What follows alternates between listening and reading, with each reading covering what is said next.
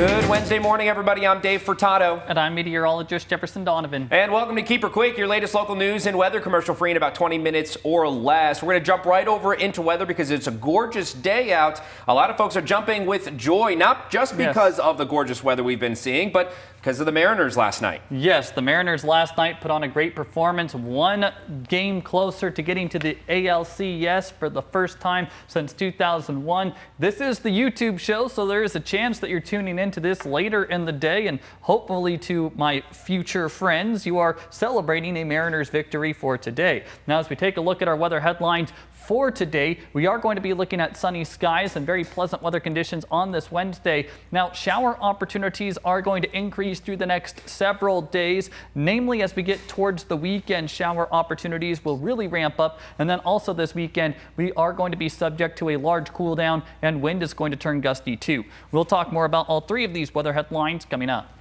Thanks, Jefferson. We begin this morning in Pasco. A high school football game was interrupted after school staff say they heard gunshots across the street from the stadium. It happened Friday night at around 8:30 while Pasco was playing against Walla Walla. Staff say they noticed several people across the street wearing face masks, prompting them to contact police. Now, staff later heard several gunshots ring out.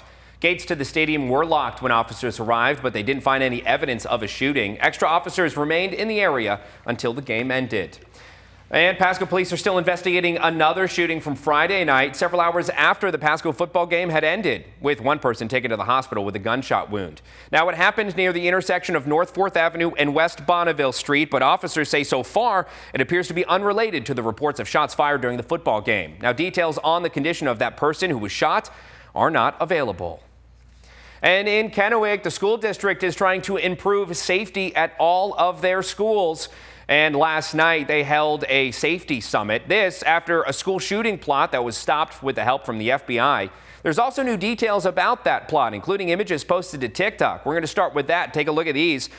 These are those photos which were included in black and white in court documents we obtained after the arrest of that 14-year-old student who has now been charged with attempted murder.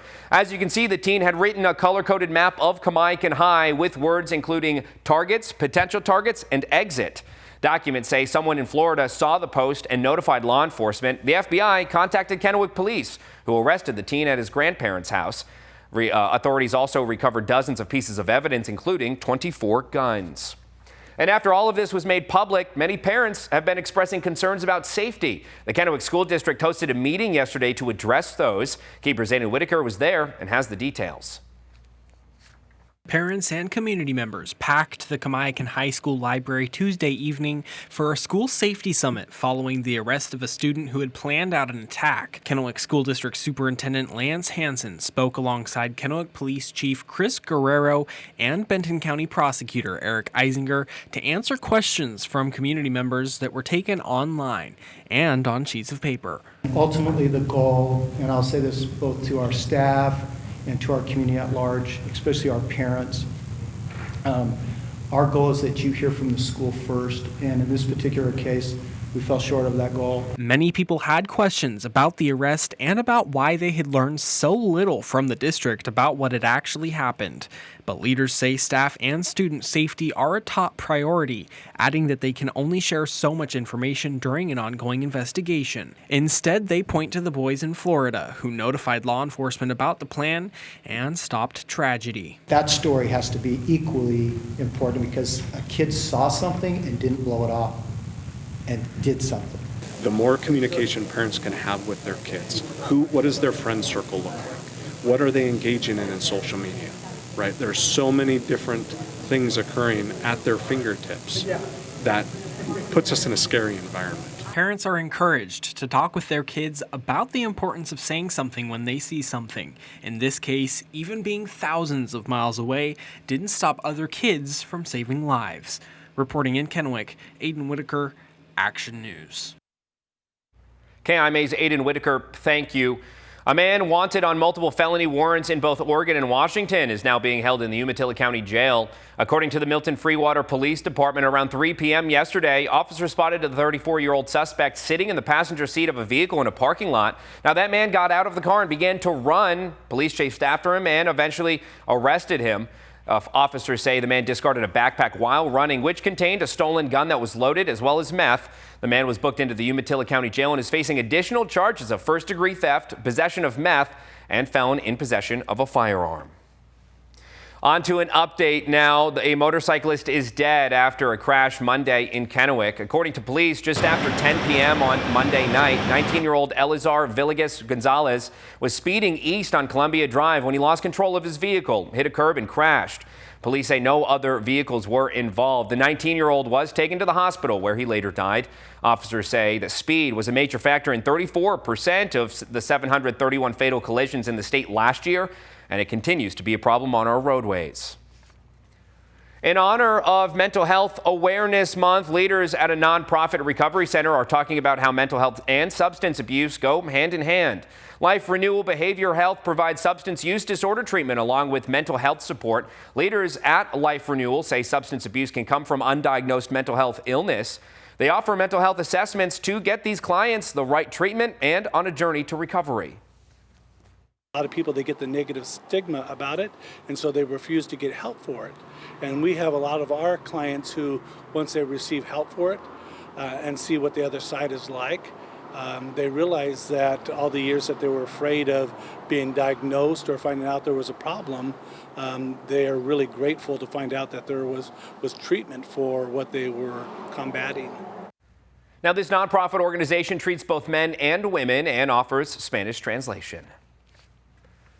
Switching gears this morning, a new program at CWU will help ensure students get home safely without risking driving a vehicle while intoxicated. KMA's John Franklin tells us about the program launched last Saturday. With the partnership between CWU and the DMAC Foundation, CWU students can use the passphrase Wildcats Ride Safe to get up to 3 free rides anytime between 10 p.m. and 5 a.m. at absolutely no cost. The DMAC Foundation began after Diego Garza, a Gonzaga student, passed away. In 2025, the program that provides safe rides is active at Central Washington University. And we had a lot of Diego's friends still attend there. While CWU isn't known as a party school, their staff members are so glad to give students an extra option. Regardless of the fact that our students participate in lower risk behaviors, we know that having the option to get home safe is still a great option to have. And if we make that option really easy, then it's more likely that our students will use that option. You can even use this tool if you feel unsafe late at night. It's not just for drinking and driving. Like if a lot of gals feel unsafe walking home late at night on campus alone, or they feel like they're in an unsafe situation at a party or something they need to get out of, and they don't have a safe ride home, they can use Get Home Safe to get back to campus safely. The co-founders know that they probably won't stop every college student from drinking, but they are able to give them every chance to get a ride when they are not sober. We know the dangers of drinking and driving. We're adults, right? And we understand those. The youth are trying to navigate and become adults. Mm-hmm. And drinking is a culture on every college campus. We know that we'll never be able to immediately stop that or change that. But what we can do is we can offer a safe alternative. For Action News, I'm John Franklin. KMA's John Franklin, thank you. And sticking in the same vein, as AI becomes more mainstream, some school districts are looking into how it may fit into education. One such district is Kittitas. Their secondary school's principal is looking at how the tool can help students learn. Right now, Principal Kyle Gillis is working with the school board to implement policies regarding AI in education. However, he is excited to see what can come of AI when it comes to the needs of students' education. And book lovers, mark your calendars. The Richland Library's annual fall book sale is almost here. Starting next Thursday, the 16th, and going through Saturday, the 18th, the library will open up its shelves for folks to buy thousands of books, DVDs, and games, and more. They'll all cost $1 or less for folks looking to get first pick on the best finds at that price. You can head over to the preview sale starting next Wednesday and pay $10 to $15 for a membership. Again, the event starts next week with each sale running from 10 a.m. to 6 p.m. And with that, let's jump right over to meteorologist Jefferson Donovan to talk the weather. It's going to be a gorgeous day today to get out and maybe read a book or so. Yeah. You don't have to necessarily worry about the wind blowing your pages around or just in general, anything outside is going to be great today. Yeah, beautiful weather conditions for today, but then things are going to change pretty dramatically as we get towards the end of the week and the weekend. You might not want to spend too much time outdoors by the time we do get to Saturday and Sunday, but for this Wednesday, we are going to see gorgeous weather conditions, sunshine around the forecast area as high temperatures climb all the way into the low to mid 70s. Now let's take a look at the next 3 days after today because a significant cool down is coming. Thursday will feature highs not too dissimilar from today with highs into the upper 60s to low 70s around the region. On Friday, there is going to be a bit of a cool down as most of us see highs only into the 60s. The Tri-Cities may squeak out one more day in the low 70s, but then check out what happens as we get towards Saturday. Daytime high temperatures on Saturday will only rise into the upper 50s to mid 60s with even cooler temperatures to come as we go into Sunday. So definitely be prepared for that sharp cool down as we do go into this coming weekend. Now let's discuss precipitation chances as we do go into Thursday. There is going to be a chance of showers and thunderstorms for Kittitas County and Yakima County. The rest of the forecast area will stay relatively calm on Thursday. Friday will feature a slight chance of showers around the viewing area, although I'm not overly concerned about precipitation really at all on Friday. Going into Saturday, there's going to be a good chance of showers for the Blue Mountains and adjacent foothills. And even though the Futurecast isn't necessarily showing it, spotty showers elsewhere on Saturday will certainly be possible, and definitely as we go into Saturday evening. Sunday will feature a good chance of region-wide showers, and then even as we go into Monday, we are going to be looking at an opportunity for some region-wide showers. So after several days of sunshine and even Thursday and Friday not being terribly damp by any stretch of the imagination, things are definitely going to be changing as we head into this weekend. One more note I would like to make about the coming weekend: winds are going to increase, especially on Saturday. We could be looking at gusts on Saturday as high as 35 miles per hour in the Tri-Cities and in Walla Walla. Gusts up to 40 miles per hour on Saturday in Ellensburg. Gusts to 45 miles per hour on Saturday in Pendleton, and Sunday is going to stay breezy as well, just not quite as windy as Saturday. I do understand that Saturday is still several days away, and typically I don't talk about winds several days away, but with the holiday season now starting to become in full effect and lots of decorations being put out, just be advised that you might want to bring those inside before we do get to Saturday. Of course, we'll continue to track the temperatures and the winds as we go through the next several days, but right now I'm going to toss it back over to Dave. Thanks, Jefferson. Due to the government shutdown, a program called the Special Supplemental Nutrition Program for Women, Infants, and Children, or better known as WIC, has been experiencing a significant lack of funds. KIMA's Ty Therian tells us more. The WIC program provides health screening, nutrition education, nutrient-rich foods, and even breastfeeding support. On October 1st, the federal government officially shut down, affecting the lives of thousands. As of September of this year, the Washington WIC proudly served 212,000 participants. Luckily for some food banks, such as the Yakima Rotary Food Bank, they do not rely directly off of federal funds. But the longer that the government is shut down, the more it will hurt them as well. If the other programs like the assistance programs get cut and there's more people needing it, it's explaining how we have usually long lines when we're open for distribution, and it's mean those lines will be longer, that we already serve between 500 600 households every week, and if that number goes up, we don't have the capacity, may not have the capacity to feed everybody who needs it. The WIC being shut down will hurt more than just access to food. A full shutdown would result in hundreds of lost jobs and even greater lack of women's health care. The Yakima Valley Farm Workers Clinic provides service of all kinds to women and children involved in WIC. Here at the Yakima Valley Farm Workers Clinic is where you can get all your information about WIC programs listed throughout Yakima County. Some of these programs include dental care, health benefits, and even food stamps as well. Washington has provided the WIC additional food and funding to help in the case of the shutdown being extended. However, the state did not provide any resources to help with supporting program operations affecting the ability of the clinics to stay open. Due to the shutdown, there will be approximately 50 employees temporarily laid off due to positions being funded by federal dollars. Reporting for KIMA Action News, I'm Ty Therian.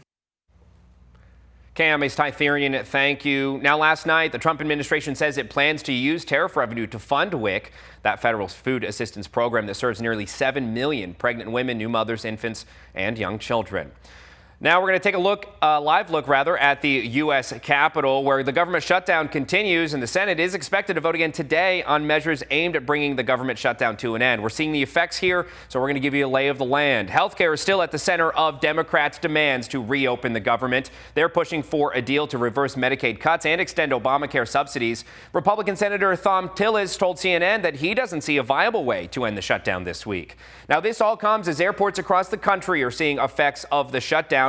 Staffing shortages in airport towers in Denver, New Jersey, Chicago, Burbank, and Nashville caused flight delays. Meanwhile, the Trump administration is warning that furloughed federal workers may not be guaranteed back pay during this government shutdown. During an event at the White House, the president implied that not every worker is entitled to it.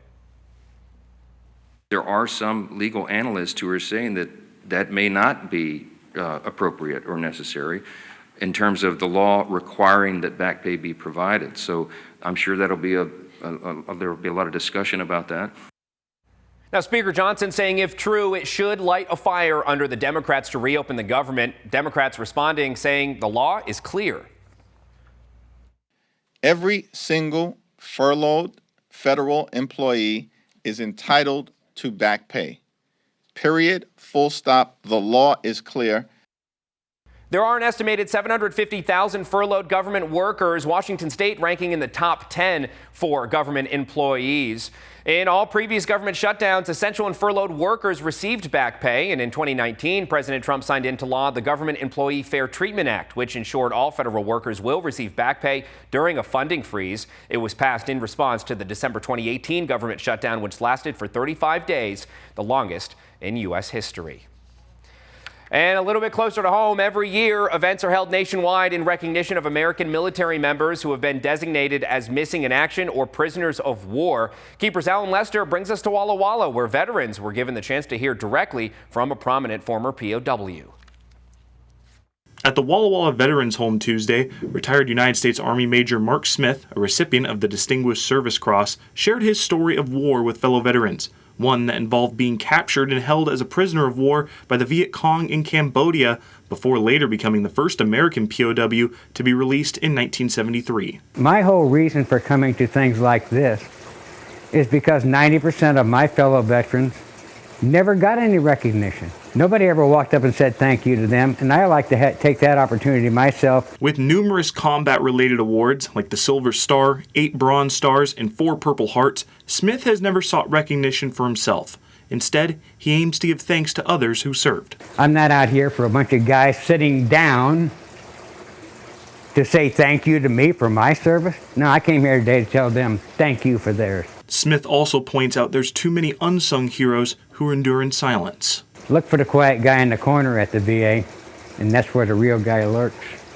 Because his war story of reality can never match the baloney put out by all the pretenders. It's a sentiment echoed by Dixie Ferguson, organizer of the Volunteers Love Serving Veterans group, who also has firsthand experience from her time in Vietnam serving as a Red Cross volunteer. I saw an article in the paper right after I graduated from college that they were recruiting for Red Cross volunteers to go to Vietnam. And I just thought, that's for me. And in no time, I was on the plane, arriving in Saigon, and that year in Vietnam absolutely changed my life. But for all the praise and thanks given to those who wore the uniform, one message remains prominent about the reality of serving and fighting. War is about violence. It's a terrible thing. So God bless these good men. Reporting from Walla Walla, I'm Alan Lester, KEPR Action News. KEPR Alan Lester, thank you. And according to government records, more than 83,000 U.S. service members are still classified as prisoners of war or missing in action from conflicts dating back to World War II. Fewer than half are estimated to be recoverable. And attention, all veterans, military spouses, and National Guard members. The Benton Franklin Workforce Development Council is hosting a career prep event today. Locals will have the chance to transform their resumes, participate in mock interviews, and network with folks who've gone from the military to civilian careers. The event starts at 2 p.m. and goes until 4:30 today at WorkSource Columbia Basin in Kennewick. Just a warning, though, spots for mock interviews are limited.